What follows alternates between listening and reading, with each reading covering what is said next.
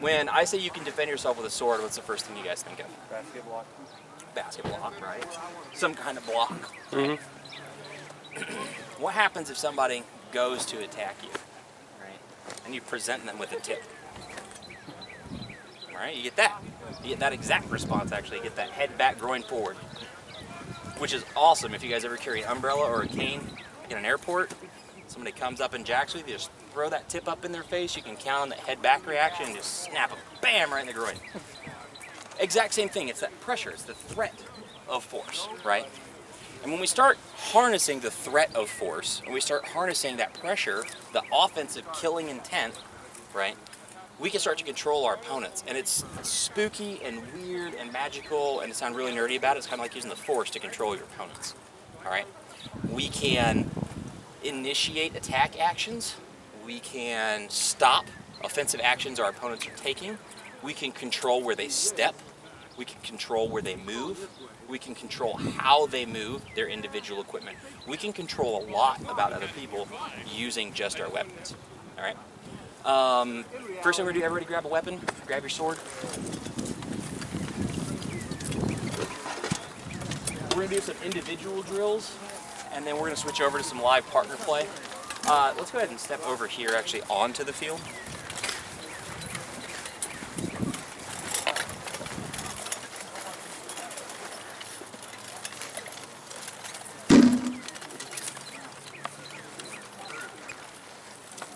All right. First thing I want everybody to do, just hold their weapon in front of them, and I want you to point your tip forward, roll your basket around. Don't move your arm. You're just rolling your basket around. All right. With your arm extended, point your sword at your face. Point your sword at your face. Yeah? Okay. Take you, and you. Take your half gauntlets off. What? Take your half gauntlet off. What's happening is that just your combination of basket and half gauntlet is binding you, and it's killing you. It is what it is. Most people have a problem with their half gauntlets where they don't actually flare enough, or it's not soft enough. One or the other. You need a half gauntlet that's either very flexible, like his, or you need one that flares out really wide, like his. The historical pattern is a steel dish shape, much like that, with a very wide bell on it. And it allows you to completely move your wrist, all right?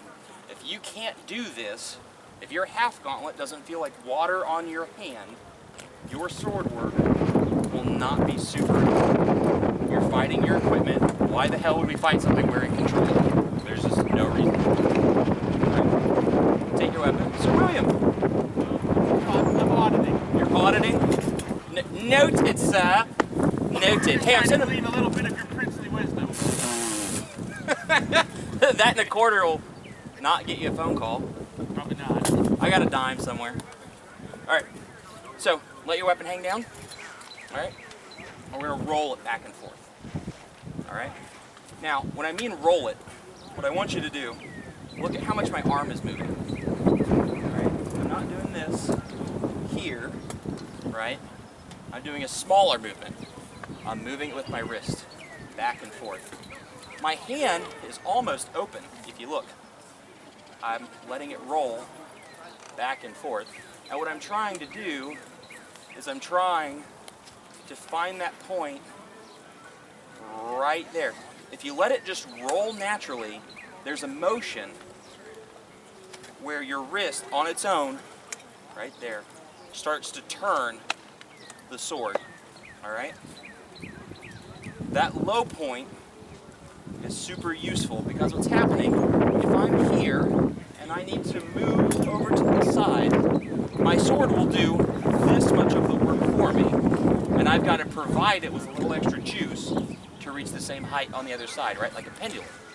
You guys know if you release a pendulum, it can't possibly swing higher than the point that it was released at when it returns, right? It's just physics, we can't beat it, it's just how it is. So you need to learn where that low point is with your sword, all right? Once you learn that low point, the next thing to learn is that high point. Where does it stop? If I just let it flick, where does it stop? All right? That point right there, that point right there is the other point I need to be cognizant of, all right? The height of that arc is going to dictate some of my movements, all right? So if I throw a shot at an opponent, bang, and I pull my weapon behind me, I can just initiate the motion and it'll ride, it'll do all of this work itself, all right? I strike an opponent, I pull my blade, it does all that right there. I don't have to do anything extra, all right? For your sword out in front of you, imagine you have a rope tied to the back of the pommel and you pull it to your hip. And you just let it slide, all right? You want to find that point with your weapon where it comes to. This is the point where you got to take control back and start to add juice to get it to do something. Through that entire motion, don't worry about adding any extra sauce to it, all right? I'm right here, I pull it right there, all right? This is my option point.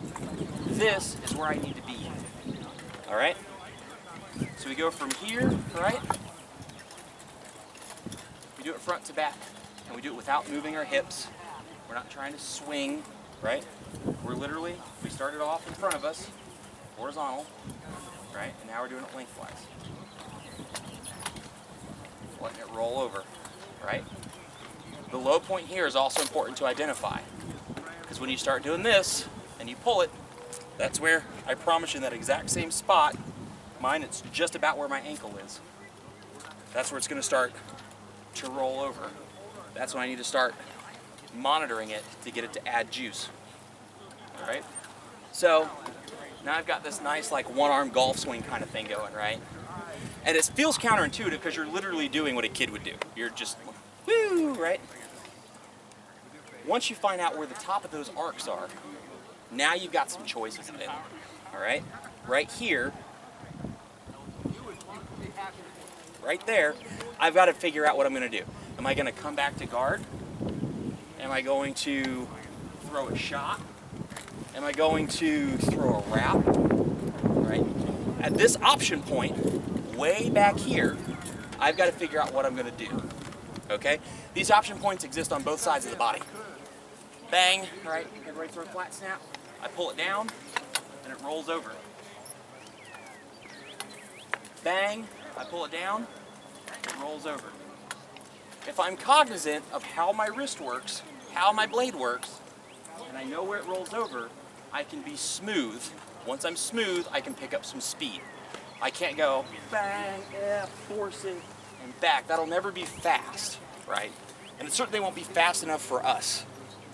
For sword prowess, for offense and defense, you have to have fast hands, you have to have a fast sword, all right?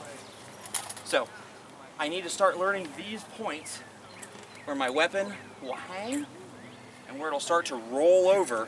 From there, I've got to do something with it, okay? Bang, from here, I've got to do something with it. Here's where I need to add energy back into it, all right? Have you guys ever fought somebody and they just come out of the gate and they're just like swinging for the fences? And after 15 seconds, they disengage and they're like, all right, well, that shit didn't work. We're not going to be that guy. You're going to be smooth. You're going to feel a flow, right? You're going to throw shots. Bang, pull through. Bang, pull through. Bang. You can throw a shot here to that leg as close. We can literally be this close.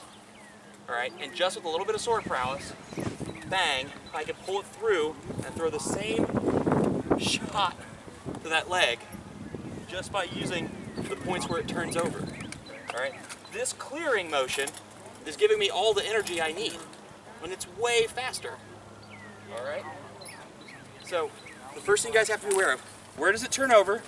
Where's that pendulum point from your various recoveries? All right, in the School of Fighting that myself and Sir Cecil developed, we call these option points. All right, and this is a long recovery. All right, we come back to our guard, You can come back to a shot, passing through that guard, right? So that's your foundation. Everything has to flow, everything has to be smooth, like that, okay? Step 2, after being smooth, after understanding how your sword moves, stop fighting your half gauntlet, stop fighting your equipment. All right, now we're ready. Now we're ready to start killing people with their sword. Now we're ready to start defending ourselves with their sword, right? How many people here are comfortable with their flat snap? Think they throw a good flat snap, right? It's pretty common, right? Super common shot. How many people here think they throw a good offside? By offside, I specifically mean a shot to the shield side or offhand of the body. We're talking about your primary hand throwing to the offside. Couple, 2 of you? All right. Why is this shot easier than this shot? Because we have to change the direction of the sword to get the offside. You're changing the direction of the sword. What else? To come across your body. Coming across your body, right? Not fighting your own shield. You're not fighting your own shield, right? Did any of those reasons sound good to you? No? Right? They're all kind of situational or circumstance dependent, or, right? The thing is, this shot here, this angle 1 shot, all right, as we call it, this angle 1 shot, West Point and some combative institutes have done some studies and shown historically that with stick or bladed weapons, this angle 1 shot is the most common shot thrown from the primary hand downward to the opposite side. Angle 1, bang. Most common shot. What's the most damaging shot? The one that lands? The angle 2, it's the return, right? A lot of guys get that huge sympathetic nervous system response. Bam, spike up to condition red. Whip. All right, I'm gonna step through and come back. And this angle 2 strike is the most damaging. All right? It's the most damaging because typically they've compensated and it's far more accurate. But if it's more damaging, why does this angle 1 strike feel better? It's common, we practice it maybe, like Throwing a baseball. It's your back shot. Throwing so a base- you're throwing your body into it. right. I'm glad you said that. You're throwing your body into it. Is there any reason why we can't throw our body into that angle 2 strike, just like we throw it into that angle 1 strike? No reason. No reason whatsoever, right? So if you look at the body, you're an eye with 2 prongs sticking out of the bottom. Shoulders, hips, spinal column, and my 2 legs, all right? All of my power comes from the ground at some point or the resting inertia of my body if I don't have something to push off of. Anybody here see somebody throw a jump shot or something like that? Kind of weird, right? Usually doesn't work. Very heavily dependent on velocity and placement, right? Because I don't have anything to push off of. I can't drive from something, all right? I have to generate power from the ground. There are 6 places to lose energy between your weapon and the ground. My ankle, my knee, my hip, my shoulder, my elbow, and my wrist and hand, all right? Call that 1 because there's like 30 some joints in that, right? If any of them are weak, my shot is reduced. If I go to Strike Master Eric and I go to throw this monster overhand shot, bang! I need to make sure I'm pushing with my ankle, I'm extending my leg, I'm trying to push this hip towards him, I'm twisting the eye, right? Both bottom and the top. I'm turning that rotational energy into a linear energy. I'm driving from my shoulder through my elbow with my tricep. And then I have to make sure at the last moment I've closed my hand, my wrist is straight, and I'm impacting that target cleanly. Anybody here drive a nail with a hammer? Right, at some point, maybe. If not, it's just like it sounds. Literally, bang. Right, or play with those stupid ass paddle boards when you were kids, like the worst Christmas present ever. Right? Bang, bang, bang, bang, bang, bang, bang. Why? Why, oh why, do we hold those at 90 degrees from our arm? Generate more force. You're generating force, right? We're not compromising our grip, right? When people strike a hammer, they don't strike a nail, right? They're not driving a nail with a loose wrist. They're driving it, they're trying to strike it in the middle of their power stroke, literally, bang. I'm not trying to compromise that wrist. All right? Exact same thing with a shot. I want to make sure that every joint is engaged in this shot. My ankle, my knee, my hip, my shoulder, my tricep, and my wrist. They all need to be solid. You can provide just as much power for this shot as you can for this shot. All right? One of the things that a lot of people don't pay attention to is how they use their hips. All right? So taking that sword and leaving it in front of you, just let it hang. Or even better, grab your tip. All right? Without using your arm, right? Use your body, place your basket hilt behind you. Right? Put your basket hilt in front of you. Right? Basket hilt behind you.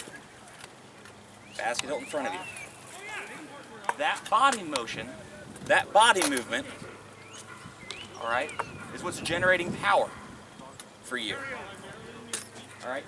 We're going to do a push drill that helps you develop power. Who here's heard of the 2-inch punch? All right, for the couple people I haven't heard, 2-inch punch, Bruce Lee, super cool, magic ninja shit, right? You can generate a disgusting amount of force in a very short space. All right? Why? He's using all of the joints of his body. He's literally punching someone with the earth from 2 inches away. Bang. All right? To train this, we don't have to do a bunch of 2-inch punches. All right? Specifically, what we're trying to do is generate power in such a short stroke. So I'm going to place my hand, open or closed, doesn't matter. I like closed because it simulates a shot, on an opponent, and I'm going to push. And most people, when they're pushing on somebody, they don't feel them move. You see them start to do this dig in thing where they're like, ugh, and they do that. That's their body subconsciously adding extra juice. All right? So we're going to partner up. I got what, 2, 4, 6, 7, 8. Perfect. All right, partner up in twos, preferably by height. Somebody call. Hurry up. 5, 4, 3, 2, 1. Awesome. All right.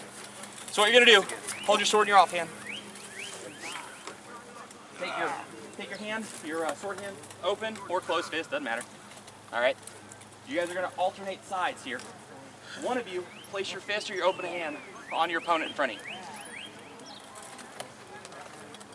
Don't be shy. All right. What I want you to do is fix your footwork and stand like you would if you were fighting. All right. Whatever your guard is. If you have an A-frame heater guard, if you fight from a southpaw, it doesn't matter. Get in your guard, and I want you to put your hand on your opponent. All right. And what I want you to do is push your opponent. All right. Try to push your opponent back. If you're successful, great. If you're not successful, examine why. Am I just pushing with my arm? Am I just using my upper body? Am I actually using my hips and torso?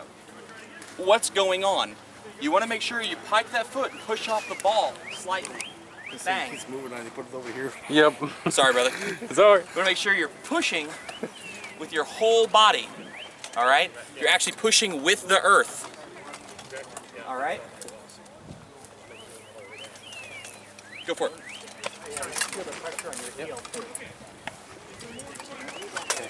What you guys shouldn't be doing, you don't need to chamber up to do it. You don't need to grab power and then come forward. What you're trying to do is from a static position, drive your opponent. You're not trying to add any extra kinetic energy to it. You're literally working on that musculoskeletal chain. From your ankle, through your knee, through your hip. Push, push, push, push, push. Viscount Tristan had us doing the same thing on a pal with the sword, but just laying the sword there and doing that last. Absolutely, absolutely. It's the exact same thing. You're learning that musculoskeletal chain from the ground to your opponent. All right. Everybody comfortable with that? Does that make sense? Does that seem hard? Yeah. I want you guys to actually think in your mind. Shut your eyes for a second while you're doing it, and place a bullseye on all of the muscles you're using. Your calf is contracting, right? Your quad is contracting. Yeah. Your hamstring is contracting. You're driving that hip forward, right? Your abdominals, your obliques, your intercostals. You're turning, right? You're using your shoulder, your upper arm, your front delt, your pectoral muscles.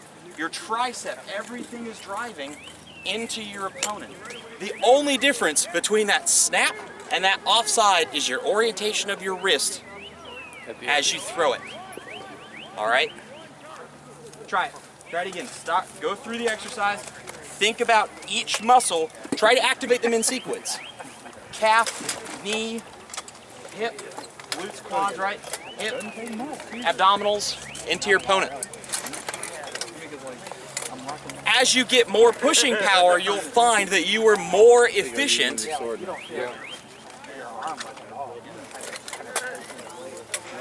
Awesome. Everybody feel like they've got some good pushing power developed in these, right? All right, now, put the sword in your hand. Basket hilt. Exact same thing. Bang. All right? You're not chambering. Put it on your opponent. Same thing. Push. Everybody do me a favor. Nobody smack anybody in the face with a basket hilt. That was not an issued instruction. Got more armor there. This is all All right.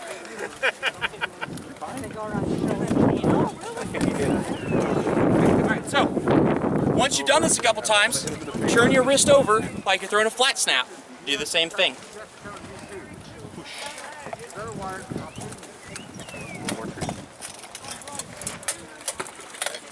All right, feels natural, right?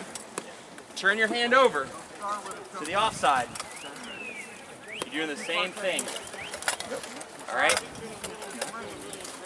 Largely, our shots are broken down into two components: a linear pushing force and a rotational force. All right? As we slide closer to our basket hilt, the linear pushing force becomes more important as we short stick someone, right? Either with the true edge or with the false edge, all right? We're delivering a linear concussive force. The rotational forces affect us at the end of the blade, all right? Foible, strength, weakness, closer to your hand, tip, however you want to call it, right? As we rotate into a target, through a neat trick of physics, we get a lot more speed and a lot more kinetic energy delivered, but we don't have quite the mechanical advantage we do down by our hand, all right? So at the tip, we're doing rotational cuts. We're rotating into shots, right? We're rotating into contact. We just did this push component, right? This push component makes sense, all right? Very easy to understand. It's linear, feels right, you know? As we start to get towards the end of this, we need to start thinking about how we're gonna rotate these shots in, all right? With a flat snap, I haven't struck my opponent. Oh, well, I'll just angle my hand and get to it. Well, you're gonna sacrifice a lot of power just right there by breaking that wrist, all right? Instead, if I use the rest of my body to deliver that rotational energy, bang, right? I can use the rest of my body to deliver that rotational energy as well as my arm. Now, I've got a strike that can cover 200, 250 degrees, right? At the very tip here, I have a lot more kinetic energy. All right, velocity exponentially increases kinetic energy into a target. All right, it's a lot more important to be fast than to just be strong.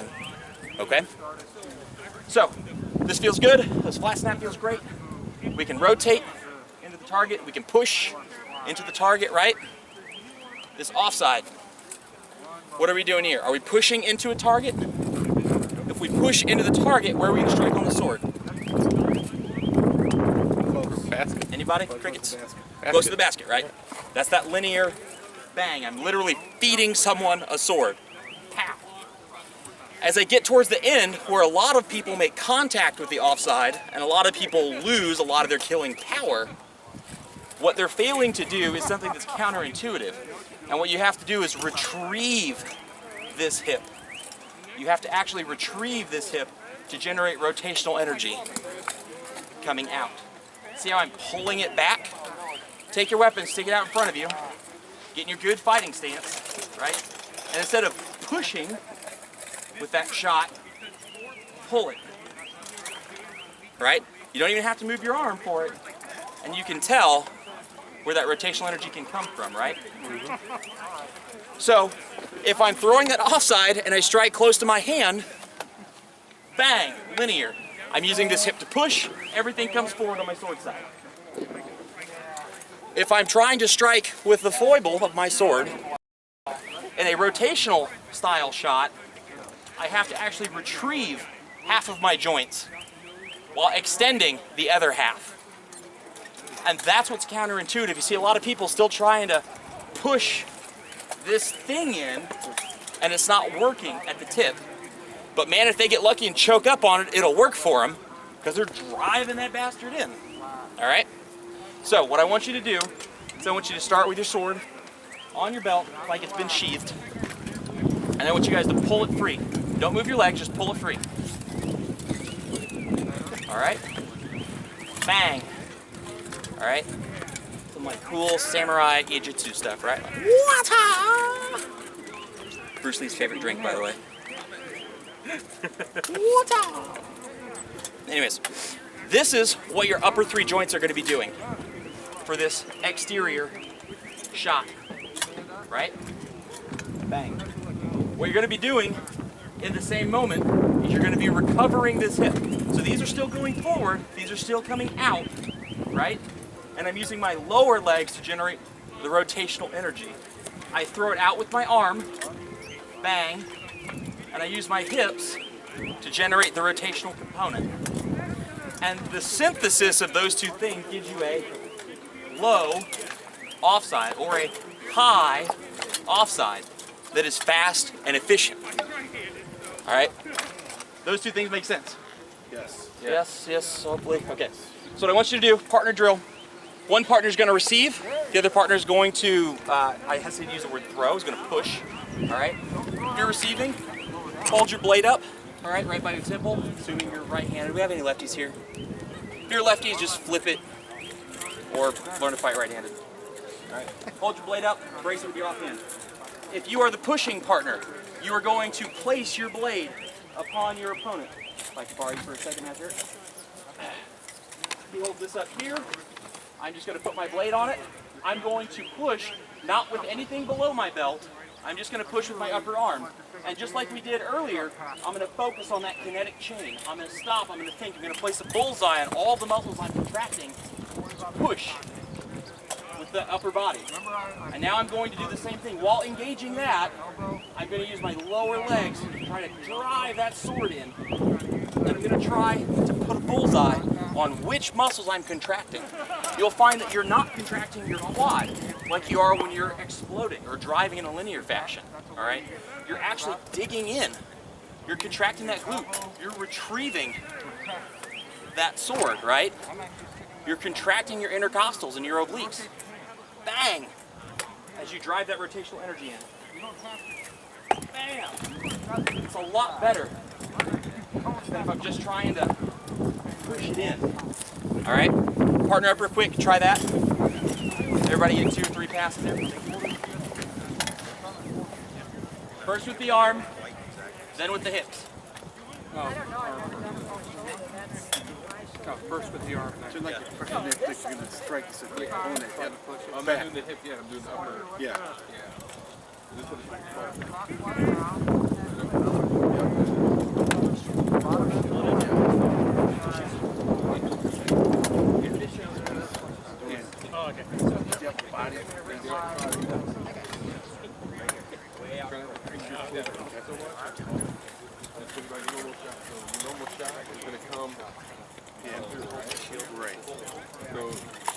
when you're pushing, you're raising your shoulder up, trying to force it too hard. Just push like that, right? Ready? You're fighting Big your difference between it should be coming out. Steal this? Forget it. Put it right. That And now, and you feel like you did actually move yeah. your body. But then when you actually have to isolate it, think about it. Yep. I imagine that snapped in at the end of your shot. Yeah. Got that about that experience too, right? That's true. So, but yeah, That movement that you just did with your body, that lazy here. wait for you to come off the top. Here. Bang. Here's the point of the rails. The shoulder, sword, and arm are coming out. That's Oh, yeah, his hidden sword, and then he comes. Right now when I use my body, It's beautiful. He came up with a little combine those two things. last song, teach other people. You beat on all of them. You beat on all of them. But we learned a lot. Right. Nothing really there with just the arms. Right. But that's the legs and all everything into it. Lot more power. Yep.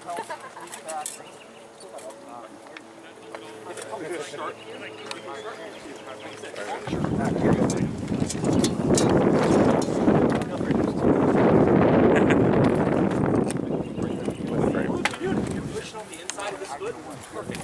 That turning movement is helping you generate that rotational energy.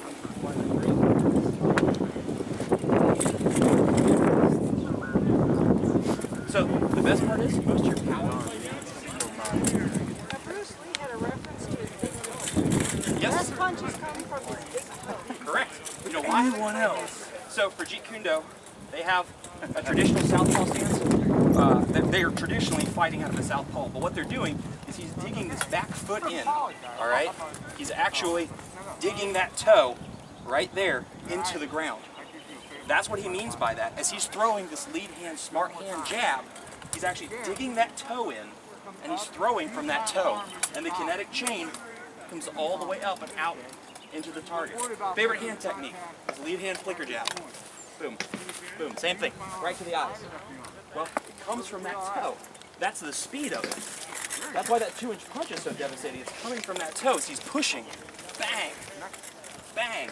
That toe has to dig into the ground for it to be effective. So, You lift your opposite toe at the same time. yes, I've got my heel slightly off the ground. I'm on the balls of my feet, and only in that combative movement do I dig that toe in. Bang, bang. Okay, he's lifting and moving. Okay. Put my boot back. Yeah, it's gonna actually grab that. Sorry, man. Don't let anybody tell you. Other than actual final match.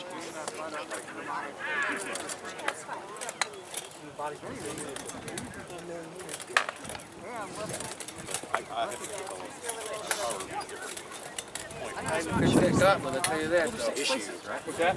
Prioritize yours really bit. Got mine down. Everybody thinks I'm weird because I fight. Servitis mate. I know, but Vic made some too. Vic. Yes. Yes, I actually have mine. Start boxing. Little chippy rivet. Stop doing whatever you're doing. Glove. Start boxing. All right. So, this. Oh, I'm sorry. You didn't get a chance to practice that, did you? Go for it. Do a few passes, and then if you guys have questions afterwards, find me out. We'll do some singles work. I had a couple of lessons. All right, great. So, we've established linear shots, right? Power all comes from the same place. All right? There's 3 things that we focus on when we talk about techniques. We talk about how, right? We talk about when, and we talk about why. This is the how. How do I generate power in this offside shot? How do I generate power with this flat snap? How do I get to a leg when I'm in close like this with my false edge and retreating? Well, I can take a step back and throw a false edge attack from here. All right? You learn the how of these things. All right? The next thing we're going to talk about with sword prowess is the when. When do I throw these techniques? When do I throw the snap? When do I throw the offside or the wrap or the insert sword technique here? When do I do this? If you're fighting an opponent, you have a communication with your opponent, right? Everything you do sends a message. Whether it's a message you're in control of or not, doesn't always matter, right? You need to be controlling that message. You need to be your own communications director. But everything you do sends a message. If you see somebody move their body to block something and their shield's a half second or a quarter second behind, you see it sagging, their straps are loose. Their shield's not shifting in response to their body until those straps pull tight, right? If you see somebody when they go to block their leg, if instead of pulling it down and blocking, they jerk it over and block, well, chances are they're tied up here, right? So maybe something way out to the outside might be useful, all right? You start looking at those little things, start picking those things up, you start seeing the how, right? You start seeing the when, rather, all right? If I know how, I can take advantage of when, all right?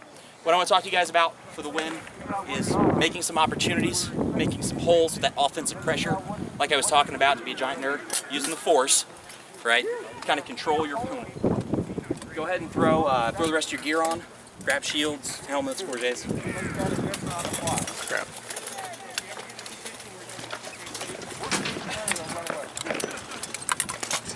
Nothing wrong.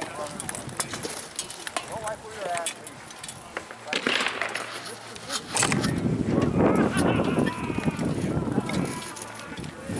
Just as you time.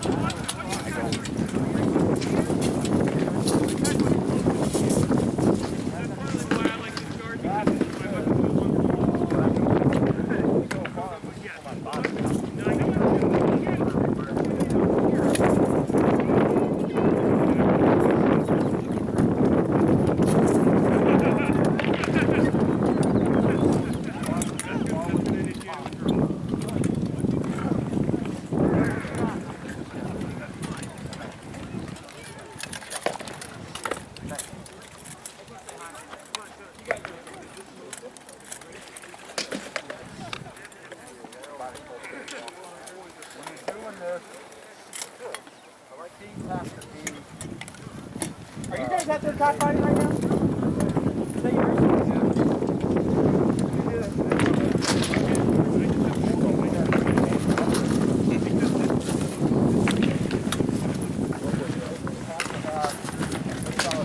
All right.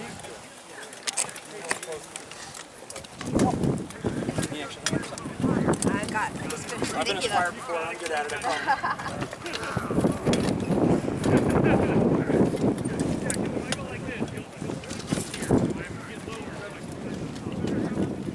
Yes. All right. How many people have seen or had a flinch response during a fight? You see something coming, you're like, ugh, right? You're using that visual lead time. You're seeing something come at you and you're responding to it in real time, right? I mean, that's kind of the foundation of blocking, right? Particularly if it's not something that's being thrown into a guard that you already have set up, or a ward you already have set up, right? If I'm in my guard, or I'm in my ward, you got a nice big shield, get your guard, all right? He doesn't have to move if I just throw this shot, right? But if I present him with something different, he's got to move. That response, while both useful for him and effective, I see something coming, my body responds to it, right? It can also get him killed, all right? So if I go to communicate to him, remember, we all communicate things, and this is specifically about communication with your sword. I can make some openings. I can create the when. All right? If I come down here, and you see that? What I've done is I've taken my guard. I haven't compromised it at all. Everybody gets in their guard, look straight through it like it's a sight picture. Everybody here familiar with the sight picture? When you look down the barrel of the gun, you should see the rear sight post all hazy, the front sight post crisp, and the target slightly fuzzy. All right? That's your sight picture. Bang, this is what it looks like. Center between your shield and your sword, center on something off in the distance. Pick a tree, pick a fighter, pick a field goal, whatever, right? Pick something. Bang. This is your guard, all right?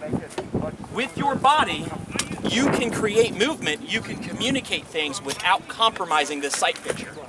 If I come straight up to him and I give him this motion here, I haven't compromised my sight picture. It's exactly the same. And all I've done is with my body tell him something. Hey, I'm going to do something deep on this side. All right? I haven't sacrificed my ability to throw a shot. I haven't sacrificed the number of shots I can throw. I've hardly changed anything, except that now I'm closer to that deep all side. All right, or that deep shield side. What do you want So I to come up, What do you want to try bang, next? What do you want to that movement, right? I've never Now, if I'm fast enough, I can get it on the first try. Oh, cool, he slotted slightly. Bang, right there. All right? If I'm not fast enough, I can come up and just... Who's that look like to our kingdom? Dog. Anybody else? This the higher that point is, the better. right? He's keeping you anxious. He's keeping your guard up. I owe you a quarter. All right? He's keeping your guard up. All right? He's seeing if you move or if you respond. How many of you have seen his great strong ball there? He comes up, doing this thing, right? So you can start from up here, He passes his sword down in front of you. or you can start He's just seeing what you're going to do, right? Are you going to massively overblock? Are you going to attack? What are you going to do, right? He's just looking and evaluating and seeing. He's trying to see a win. So the next time he comes up to you, you can do this. Oh, sweet, there it is. Bang. All right? outside my reach. Those kind of things are creating the win. All right? They're still completely within his control. He can just not do anything, right? If he doesn't do anything, and I place my sword right here, well, I've still got an advantage, right? So he's got to do something in response to the stimulus, even if it's actively ignore it. We just understand how that's changing the situation, all right? The easiest, the lowest hanging fruit of the when opening, creating, communications, pressure world, whatever you want to call it, all right, is that sword drop, elbow drop, body juke, right, to the sword side. Particularly if someone has a short shield or a round shield. It requires a movement, all right, in some way. With his nice long shield, he might not do anything if I do this, all right? Real slight. But if I do this, that was a much bigger movement. Why? So the sword stops like right there, right? I'm trying to get close to that leg, right? Again, haven't compromised my sight picture, all right? So we're going to classify this in two different ways. You're going to do from your guard, all right? You're going to do a hand drop, bang, all right? You're going to come from the second ward down to Valpurgis. It's where your back tilts around your belt, almost vertical, bang, all right? And you're going to do a body juke here, bang. The body juke doesn't compromise that sight picture. Valpurgis changes it slightly, but you're still close, okay? You guys are going to pair back up. If you're on the defensive, right, just respond to this as best you can as you would during a fight. Give them the opportunity to see what happens if you respond to it normally.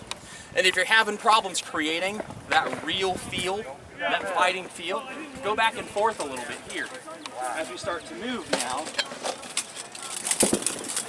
all right, just a little bit of foot movement can start to create that feeling of fighting, right? Once you're in that feeling, that condition picks up, now you can start testing out someone's defensive algorithms, okay? Now you see what that hand drop does, that body juke does. Easiest way to think about this, hand drop, bottom of your back hilt comes towards your knee, all right? You're not going to come all the way down here, but it comes towards your knee like you're going to spike it. Bam, all right? Body juke, that elbow comes to your hip. Here, bang, all right? Same for the other way with the body juke. Elbow starts coming towards that hip, all right? Just don't compromise that sight picture. Partner up, do some live partner drills on this. I'll walk around, offer some instruction. But I'll have a guy who has power to get close. He's not going to have the range.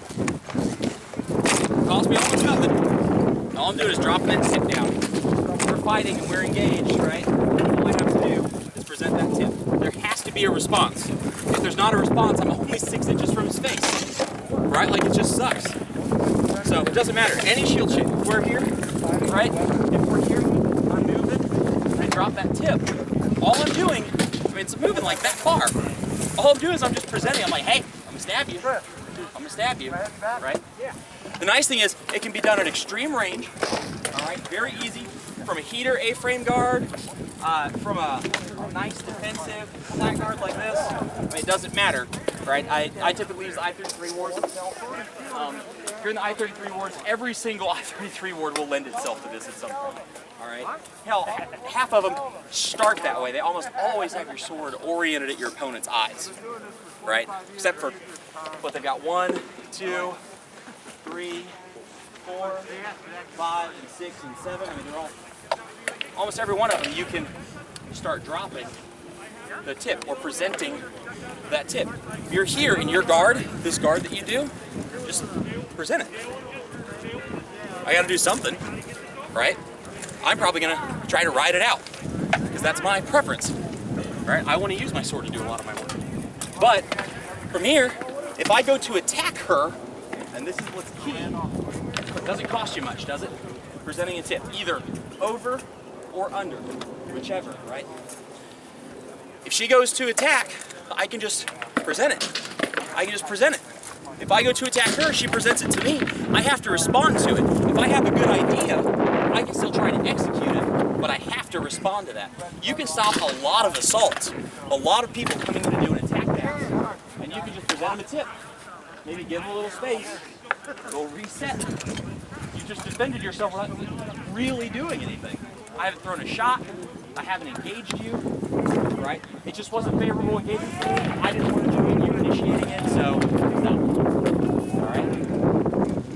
If they don't respond to it, they try to bully their way through the rush through it. Do the deed, right? You're already 6 inches closer, all right? So, from your guards, either dropping the blade or just dropping the tip. Both of them work. All right? If you're dropping the tip and you can't seem to get around it, Probably what I would do. if I can't drop my tip in, what I can do is bring my basket up and drop it. Yeah, that's what I'm saying. All right? Bang. So if he goes to do some attack pass, right? He's here.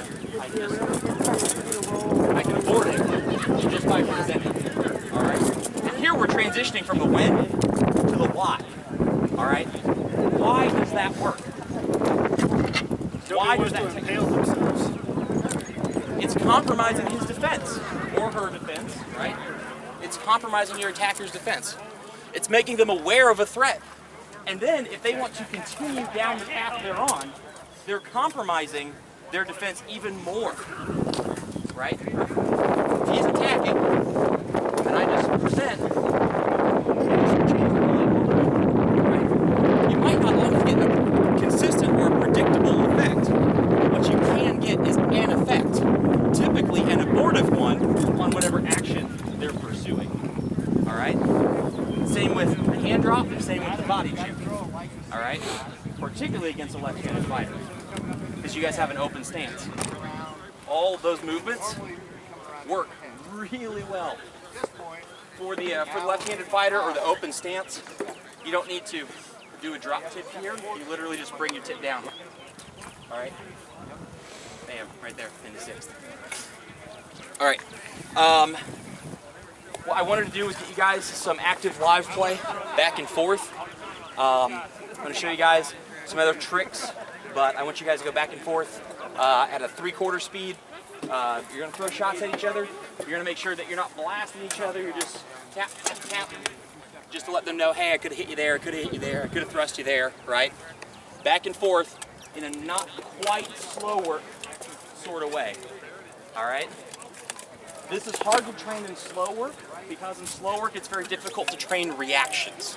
In slow work, we're typically training our execution of a technique, not our execution and the partner's response. Right? It does require some live partner play to train. So, pair up again, get some back and forth going, tap, tap, tap, put some jukes in. This does not need to be A or B. All right? You guys are actually just going to do light passes, speed with no power, so you're not beating each other up. All right?